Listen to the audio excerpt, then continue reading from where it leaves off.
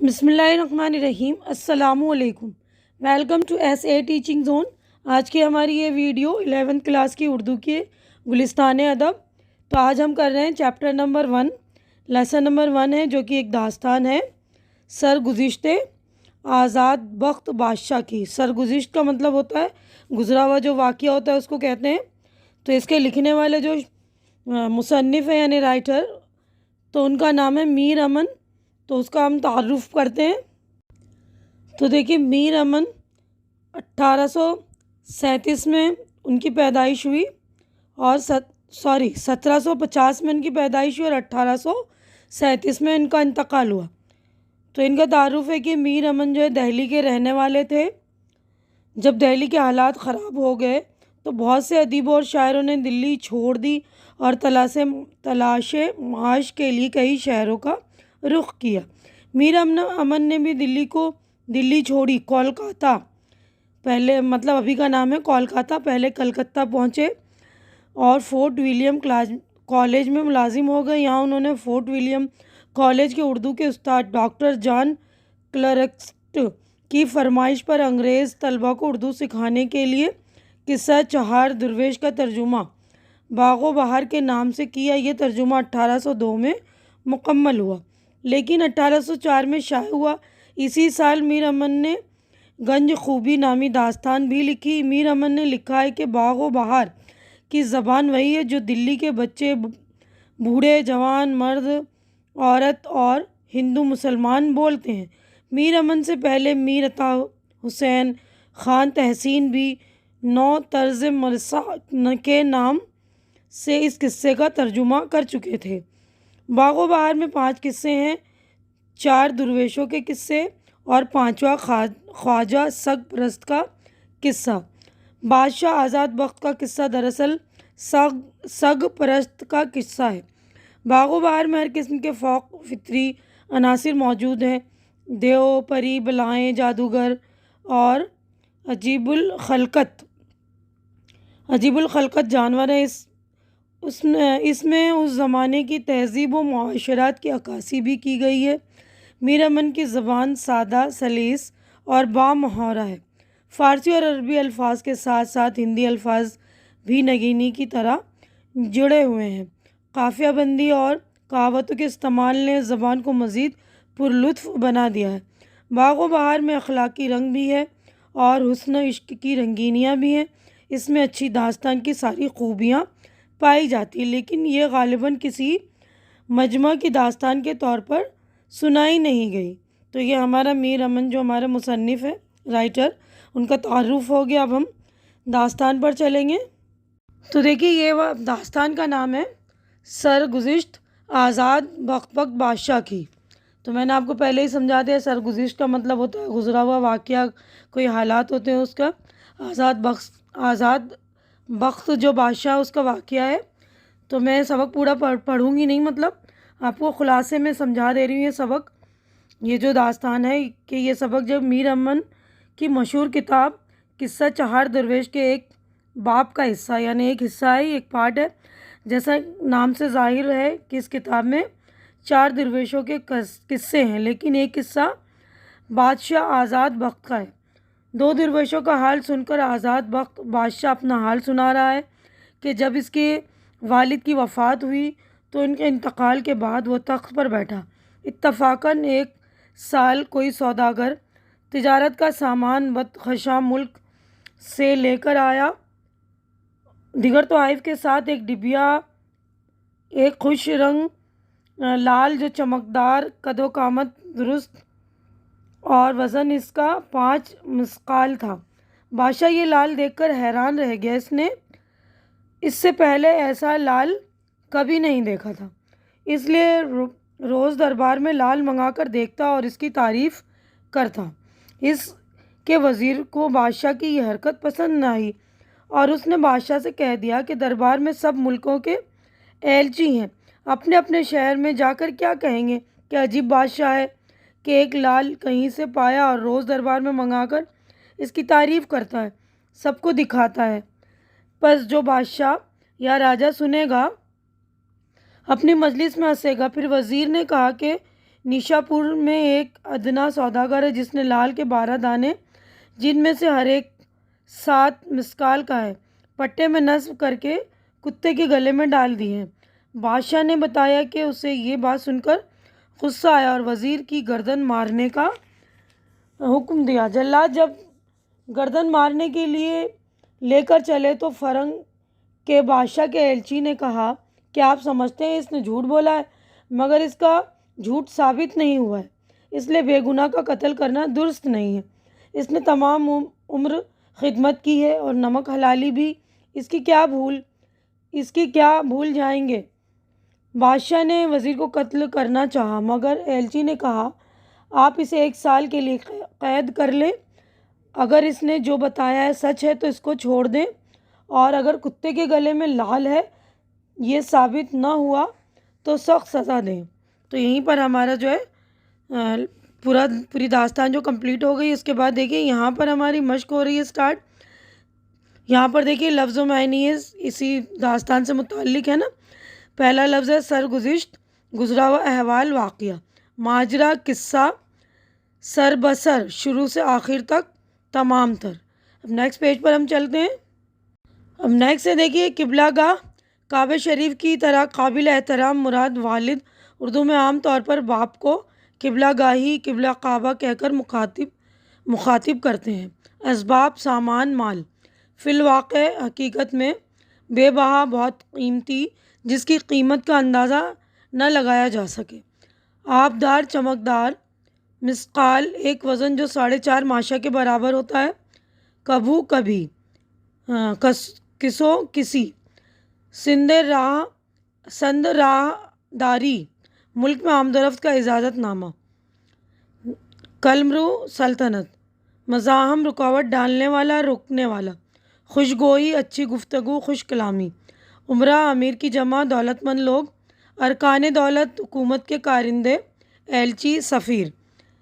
اس کے بعد ہے نیشاپور، ایران کا ایک مشہور شہر۔ زمانہ سازی، ظاہر داری، بناوٹ، تکلف، خوش آمد، مکاری۔ قبلہ عالم، بادشاہوں کا لقب۔ اقبال، خوش نصیبی، والانا، ورنہ اور نہیں تو۔ اب اس کے بعد نیکسٹ پیج پہ چلتے ہیں۔ تو دیکھیے نیکسٹ ہے رقم، اصل معنی گنتی، نگ، عدد، لیکن یہاں پر یہ ہیرے جواہرات کے عدد کے معنی میں آیا ہے۔ التماس، درخواست، بعید، دور، لاسانی، بے مثال، روبرو، آمنے سامنے، نصب کرنا، گاڑنا، لگانا۔ تقصیر، قصور، غلطی۔ دروغ، جھوٹ۔ شاید کہ باشد، شاید ایسا ہی ہو۔ صلاح دولت، حکومت کی مصلحت، مناسب صلاح۔ شہریار، بادشاہ۔ بندی خانہ، قید خانہ۔ ماخوذ ہونا، گرفتار ہونا، پکڑا جانا۔ پذیرا ہونا، قبول ہونا، مان لیا جانا۔ درگزر کرنا، معاف کرنا۔ زندہ، قید خانہ۔ راست، ٹھیک، درست۔ اب آگے جو ہے ہمارے یہاں پر جو ہے ورڈ میننگ، الفاظ معنی کمپلیٹ ہو گئے۔ اب اسی سبق سے متعلق جو ہے غور کرنے کی بات ہے کہ بدخشاں افغانستان کا مشہور شہر جہاں کے لال مشہور ہیں، شہر کا نام ہے بدخشاں۔ اب دیکھیے نیکسٹ پیج پر ہے وَإِلَّانَا، اصل میں لفظ وَإِلَّا ہے جسے اس زمانے میں وَلَّنَا بھی بولتے تھے۔ میر امن نے باغ و بہار میں یہ لفظ کئی جگہ استعمال کیا ہے۔ کبھو، کسو، باغ و بہار میں یہ لفظ بکثرت استعمال ہوئے ہیں۔ ان کے معنی ہیں کبھی، کسی، کبھو، کسو اب نہیں بولے جاتے۔ تو یہ پہلے کی جو ہے بول چال کی زبان کا لفظ تھا۔ جھوٹ، یہ ان لفظوں کا علمہ جو اب رائج ہے وہ ہے جھوٹ۔ یہ کر اب مستعمل نہیں ہے، یعنی اب اس کا استعمال زیادہ نہیں کرتے لوگ نا، زیادہ تر لوگ کر کے بولتے ہیں۔ کر جو بولا جاتا ہے، یہ جھوٹ کا جو املا ہے وہ دیکھیے اس طرح یہ ہے جھوٹ، اور یہ جو ہے یہ، تو اس کا املا یہ ہے۔ اب اس کے بعد میر امن کے اسلوب کی ایک خصوصیت یہ بھی ہے کہ کہیں کہیں انہوں نے ہم قافیہ الفاظ کا استعمال کیا ہے۔ اس سبق میں بھی کئی جگہ ہم قافیہ الفاظ آئے ہیں، ان پر غور کیجیے۔ جیسے ملک سے آیا، اسباب تجارت کا بہت سال لایا۔ میر امن کے یہاں اکثر جملوں کی ساخت بھی آج کی زبان سے ذرا مختلف ہے۔ ان لفظوں اور جملوں پر غور کیجیے۔ سارا یہ ملک اس وقت میں نے موافق معمول کے بادشاہوں کے ایلچی مبارکبادی کے خاطر جو آئے تھے. تو ان جملوں کو آج کی زبان میں بالترتیب اس طرح لکھا جائے گا. یہ سارا ملک اس وقت میں معمول کے موافق بادشاہوں کے جو ایلچی مبارکباد کی خاطر آئے تھے. سلاطینوں اصل لفظ سلطان ہے جس کے کئی معنی ہیں. اردو میں عام طور پر حکمراں یا بادشاہ کے معنی میں استعمال ہوتا ہے. اس کی جمع سلاطین ہے. پرانے زمانے میں ایسے بہت سے الفاظ کو دوبارہ جمع کی شکل میں بنا کر بولے جاتے ہیں. یعنی سلطان کی جمع تو سلاطین اور سلاطین کی جمع ہو گئی سلاطینوں. تو یہ جیسے سلاطین سے سلاطینوں، شکایات سے شکایتوں، علماء سے علماؤں. باغ و بہار محض قصہ گوئی نہیں ہے، اس میں ایک خاص زمانے کی تہذیب و معاشرت کی عکاسی بھی ہے. اس سبق کی عبارت کے مطالعے سے پتہ چلتا ہے کہ بادشاہ کو کسی بھی چیز کی زیادہ تعریف نہیں کرنی چاہیے. جھوٹ بولنا سخت گناہ کی بات ہے. بے گناہ کا قتل درست نہیں. کسی کی نمک حلالی اور خدمت کو بھولنا نہیں چاہیے. یعنی اس سبق کا مطالعہ کیا ہم نے، اس سے پتہ یہ چل رہی ہے نا 4 باتیں جو خاص باتیں ہیں، تو ہمیں عام زندگی میں بھی اپنی استعمال کرنی چاہیے، یاد رکھنا چاہیے ان باتوں کو. اب ہمارے جو دیکھیے سوالات شروع ہو گئے ہیں تو اس کے جوابات بھی ہم کر لیتے ہیں. پہلا سوال ہے داستان کسے کہتے ہیں اور اس کی اہم خصوصیات کیا ہیں. تو داستان میں نے پہلے بھی بتا رکھا ہے، تو آج یہ سوال کی شکل میں ہے نا، تو اس کا جواب ہم دیکھ لیتے ہیں. سارے جوابات 6 کے 6. تو دیکھیے پہلے کا جواب ہے داستان ایک طویل یعنی لمبی لانگ سٹوری. داستان ایک طویل اور مسلسل قصہ ہوتا ہے جس میں قصوں کے کئی سلسلے ہوتے ہیں یا ایک قصے کے اندر کئی قصے شامل ہوتے ہیں. داستانیں عام طور پر زبانی سنائی جاتی تھیں. داستان کو اپنے حافظے کی بدولت کئی قصے بیان کیا کرتا تھا. داستان گو یعنی داستان سناتا تھا، وہ اس کو کہتے ہیں داستان گو. تو داستان گو جو اپنا حافظہ، اس کا جو میموری تھی، اس کی بدولت وہ اس میں کئی قصے بیان کر دیتا تھا اور بعد میں انہیں تحریر کر لیا گیا. اردو میں سنسکرت کے علاوہ عربی اور فارسی کی داستانیں ہندوستان پہنچی اور یہاں ان کے ترجمے ہوئے جنہیں داستان گو حضرات نے زبانی یاد کیا اور اس میں کچھ اضافہ بھی کیا، کئی حالات اور وقت کے مطابق کمی بھی کی. داستان کی اہم خصوصیت یہ ہے کہ ان میں عام طور پر مافوق الفطرت واقعات پیش کیے جاتے ہیں، جیسے جن، دیو، پری اور ان سے منسوب ایسے کام اور کارنامے ہوتے جنہیں انسان انجام نہیں دے سکتا. علاوہ ازیں حسن و عشق کی رنگین باتیں، شہزادوں اور شہزادیوں کی ملاقاتیں، پریوں کا انسان پر فریفتہ ہونا، جادوگروں یا دیو کا شہزادوں اور انسانوں سے انتقام لینا، واقعات میں پیچیدگیاں، الجھنیں اور حیرت و استعجاب میں ڈالنے والے طویل واقعات. داستان کی ایک اور اچھی خصوصیت یہ ہے کہ اچھی زبان و بیان کی دلکشی اور لطافت بھی ایک داستان کی الگ خصوصیت ہے. جس طرح آج ٹی وی پر کئی 100 ایپیسوڈ دکھائے جاتے ہیں نا، ایپیسوڈ پر مشتمل سیریلز دکھائے جا رہے ہیں.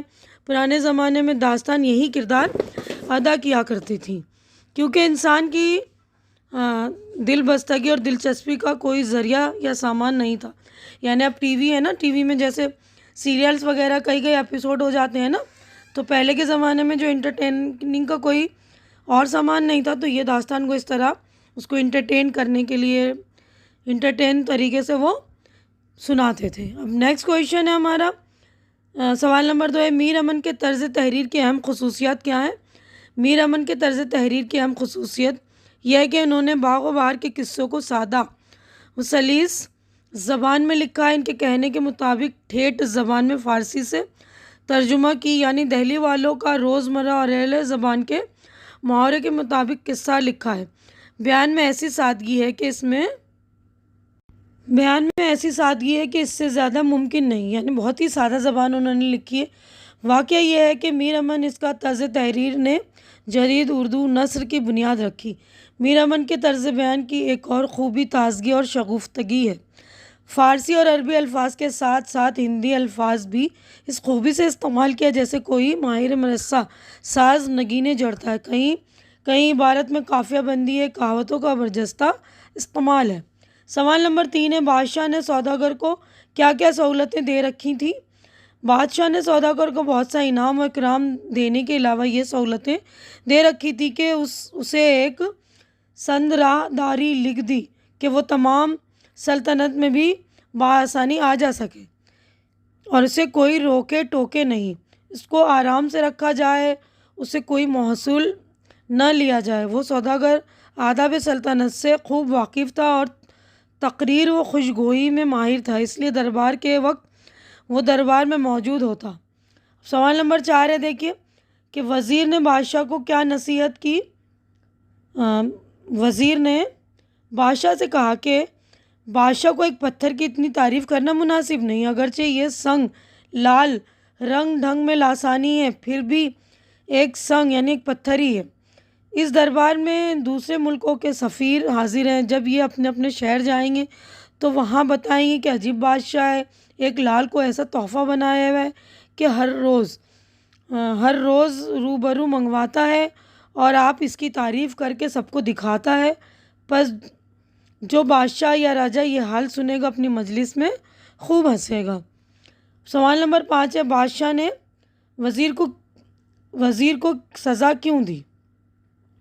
تو جواب ہے، وزیر نے بادشاہ سے کہا کہ نیشا پور میں ایک ادنا سوداگر ہے، اس نے 12 عدد لال جن میں ایک 7 مسکال کا ہے، ایک پٹے میں نصب کرا کے کتے کے گلے میں ڈال دیے۔ بادشاہ کو یہ سن کر غصہ آیا اور وہ یہ سمجھا کہ وزیر اس پر طنز کر رہا ہے اور جھوٹ بول رہا ہے، چنانچہ کھسیا کر وزیر کی گردن مارنے کی سزا دی۔ سوال نمبر 6، فرنگ کے بادشاہ کے سفیر نے وزیر کو سزائے موت سے کیسے بچا لیا؟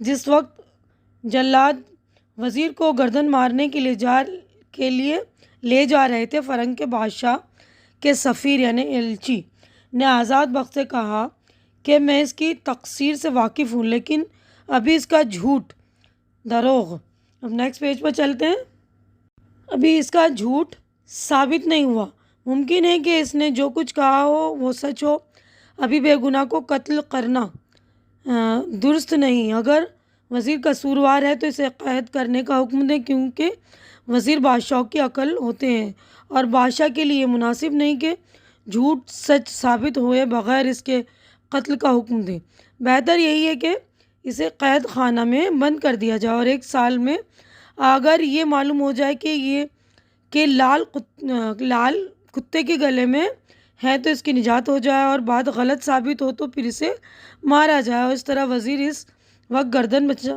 گردن مارنے سے بچ گیا۔ تو ہمارے کویشچن آنسر جو ہے مکمل ہو چکے، اب ہمارا عملی کام ہے، یعنی پریکٹیکل ورک ہے۔ اردو کی اہم داستانوں کے نام معلوم کر کے لکھیے، تو اردو کے اہم داستانوں کے نام ہے، دیکھیے آرائش محفل، الف لیلا و لیلا، داستان تشم ہوش ربا، داستان امیر حمزہ۔ سبق میں بہت سے تراکیب آئی ہیں، جیسے ارکان دولت، قبلہ گاہ وغیرہ، کوئی 5 تراکیب لکھیے، یعنی 2 لفظ سے مل کر ایک ورڈ بنتا ہے تو اس کو تراکیب بولتے ہیں، اور پہلے لفظ جو ہے اس کے آخری حروف کے نیچے زیر لگا ہوتا ہے، جیسے عالم شباب، اسباب تجارت، سند راہ داری، صلاح دولت، خون ناحق۔ سبق سے کچھ ہم قافیہ انتخاب کر کے لکھیے، کیا دیا، رنگ ڈھنگ، آیا لایا، جاتے پاتے، آتے وغیرہ ہم قافیہ الفاظ ہیں۔ میر امن کی زبان سادہ، سلیس اور بامحاورہ زبان ہے، اس خیال کی تصدیق میں سبق سے 2 جملے تلاش کر کے لکھیے۔ تو یہ دیکھیے 2 جملے ہیں، اتفاقاً ایک سال کوئی سوداگر بدخشاں کے ملک سے آیا اور اسباب تجارت کا بہت سامان لایا، یعنی آیا اور لایا جو ہے وہ ہو گیا نا کم قافیہ۔ اس طرح ہاتھوں ہاتھ ہر ایک نے لے لیا اور دیکھا، اور ایک زبان ہو کر بولے کہ قبلہ اول کے اقبال کے باعث یہ میسر ہوا۔ تو یہاں پر ہمارے چیپٹر کا پورا جو ہے مشقی کام، عملی کام وغیرہ مکمل ہو گیا ہے۔ امید ہے کہ جو کچھ میں نے آپ لوگوں کو سمجھایا ہے اچھی طرح سے سمجھ میں آ گیا ہوگا، داستان بھی اچھی طرح سمجھ میں آ گئی ہوگی، اور میرے سمجھانے کا انداز آپ لوگوں کو اچھا لگ رہا ہوگا، تو پلیز میرے چینل کو لائک کریں، شیئر کریں، سبسکرائب کریں تاکہ میری حوصلہ افزائی ہو سکے، مجھے سپورٹ بھی کیجیے۔ ہماری اگلی ملاقات انشاءاللہ اسی کتاب کے سیکنڈ چیپٹر میں ہوگی۔ تب تک کے لیے آپ لوگ اپنا خیال رکھیے، مجھے دعاؤں میں یاد رکھیے۔ اللہ حافظ۔